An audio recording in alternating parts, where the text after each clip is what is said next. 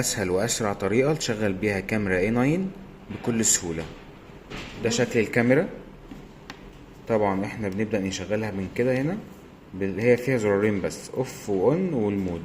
فاصلة شحن، فبنوصلها باي باور بانك او اي راس شاحن بالوصلة اللي جاية معاها.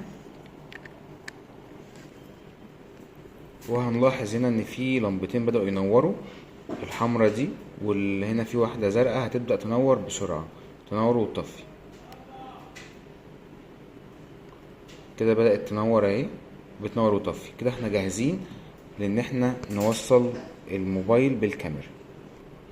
بننزل الابليكيشن ده من على ماركت بليس او سوري ماركت ستور او الاب ستور او البلاي ستور.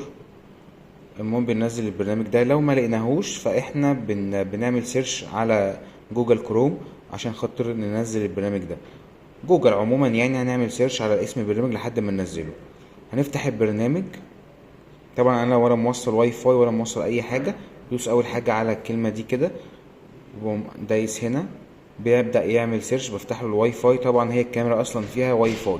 هتلاقي الواي فاي بتاع الكاميرا كبير كده، اسم كبير قوي، اوله BAT. بعمل كونكت بيها. تمام، وكده عمل كونكت. بعمل باك، بيفضل يحمل هنا كده. تمام. بعد كده هنا هيكتب لي دلوقتي اسم الشبكه. هقول له هنا بص، عايز يخرج من الشبكه عشان ما فيهاش نت، هقول له لا ابقاء. هيقعد يعمل سيرش. طبعا الكاميرا اهي زي ما انتم شايفين.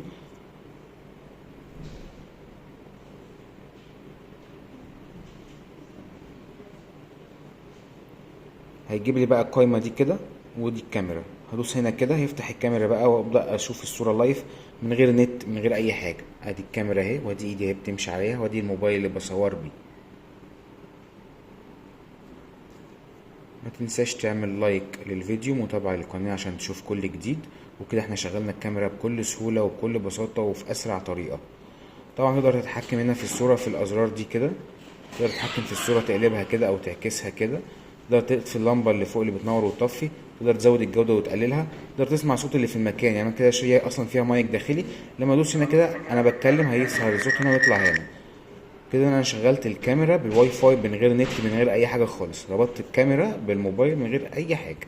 مش لازم يكون في داتا، مش لازم يكون في واي فاي عندي او راوتر، الكلام ده لا.